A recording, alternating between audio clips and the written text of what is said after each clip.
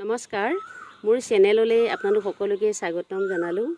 আজি বহাগৰ বিহু, আজি বহাগৰ মানুহৰ বিহু। আজি কালি গৰু বিহু গ'ল। মানুহৰ বিহুৰ দিনাখন এয়া মানে হালধি ঘঁহিব লাগিব। হালধি ঘঁহা এটা পৰম্পৰা আছে।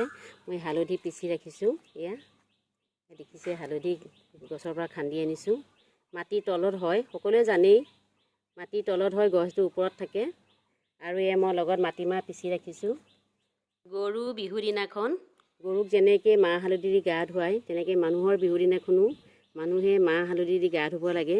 এইটো এটা পৰম্পৰা আছে। আৰু ইয়াৰ হালধিৰ এনেও এটা উপকাৰিতা গুণ আছে, ঔষধি গুণ আছে। হালধি ছালৰ কাৰণে বহুত ভাল। ই চৰ্ম ৰোগৰ মানে নাশক হয়, নাশ কৰে চৰ্ম ৰোগ। লগতে হালধিৰ গাত এণ্টিবায়'টিক আছে, যাৰ কাৰণে নেকি ছালৰ ইনফেকশ্যনবিলাক ভাল কৰে হালধিয়ে বহুত। আৰু পেটৰ কাৰণেও বহুত ভাল। হালধিয়ে তেজ পৰিষ্কাৰ কৰে, তেজ হয় মানে তেজ জন্মও হয় শৰীৰত। বহুত উপকাৰিতা গুণ, ঔষধি গুণ আছে হালধিৰ গাত। সেইকাৰণে আজি আমি এয়া বহাগৰ বিহুৰ দিনাখন আমি হালধি পিচি ৰাখিছোঁ। আৰু লগতে মই এই হালধি ৰসো খাম। মই আপোনালোকক দেখাই দিছোঁ কেনেকৈ খাম। মই হালধি চেপি পেলাই ইয়াৰ ৰস উলিয়াইছোঁ।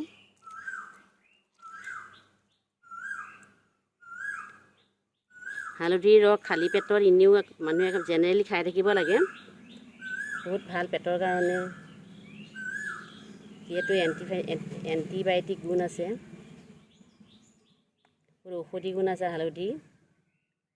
এই হালধিৰ ৰস আমি এতিয়া ঘৰৰ সকলোৱে ইয়াৰ লগত মই মৌ মিহলাই ল'ম। আপোনালোকে যদি মৌ নাখায় বা চেনি নাখায়, নাখাবও পাৰে, সুদাকৈ খালেও হ'ব।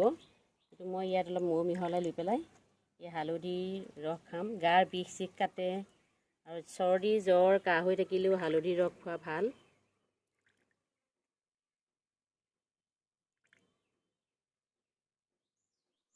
মই ইয়াৰ হালধিৰ ৰস চেকি ল'লোঁ। ইয়াত মই মৌ এক চামুচ মিহলাই লৈছোঁ। আৰু যিসকলে চেনি মিঠা নাখায়, তেওঁলোকসকলে এনেই সুদাকৈও খাব পাৰি। মই অকণমান মৌ মিহলাই লৈছোঁ। কাহৰ কাৰণে ভাল। আমি এতিয়া সকলোৱে খাম ঘৰৰ মানুহে। আৰু এতিয়া হালধি মাহ আমি সকলোৱে গাত ঘঁহি আজি বিহু লগাম আৰু মানুহৰ বিহুটো। আজি ভিডিঅ'টো আপোনালোকে কেনেকুৱা পালে? যদি ভাল পাইছে প্লিজ লাইক, কমেণ্ট, ছাবস্ক্ৰাইব কৰি দিব আৰু সকলোৱে শ্বেয়াৰ কৰি দিব। মোৰ আজি বিহুলৈ সকলোকে শুভেচ্ছা জনাই, ৰঙালী বিহুৱে সকলোৰে মনবোৰ ৰঙীন কৰক আৰু নতুন বছৰৰ শুভেচ্ছা জনাই মোৰ ভিডিঅ'টো ইমানতে সামৰণি মাৰিলোঁ। ধন্যবাদ।